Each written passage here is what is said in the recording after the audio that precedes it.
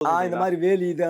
இதெல்லாம் போட்டோம். இப்போ உங்களோட காம்பவுண்டனா, நீங்க அத பெஞ்சிங் பூரா சுத்தியும் பண்ணிடுறீங்க. நம்ம அங்க முதல் மட்டும் ரெகுலரா அங்க போறதுக்கு போக்குவரத்து வழியெல்லாம் இருந்துச்சு. நம்ம அவுட்ல போறதுக்கு பாத்ரூமா, இன்னொன்னு எல்லாத்துக்குமே அந்த மாரி ஒரு இருந்துச்சு. இப்ப எல்லாம் நெருக்கடியா கொண்டு வந்ததுனால, இந்த பெண்கள் போறதுக்கு ரொம்பவுமே சிரமமா இருக்குது.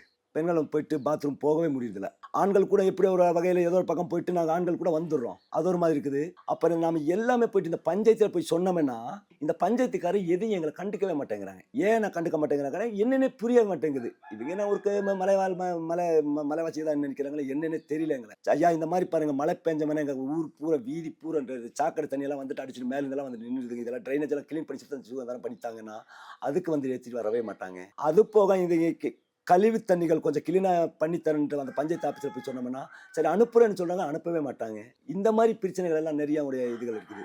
அப்ப எங்களுக்கு மெயின் பாயிண்ட் என்னன்னாக்கா, எங்களுக்கு வந்து மயானம் வேணும். மயானத்துக்கு நான் ஒரு 25 வருஷம் காலமா எல்லாருக்கும் கலெக்டர் வரைக்கும் மனு குடுத்தாச்சு நானு. நெறைய டைம் கலெக்டர் வரைக்கும் குடுத்து, அது எல்லாருக்குமே பெட்டிஷனா எழுதி எழுதி போடுது.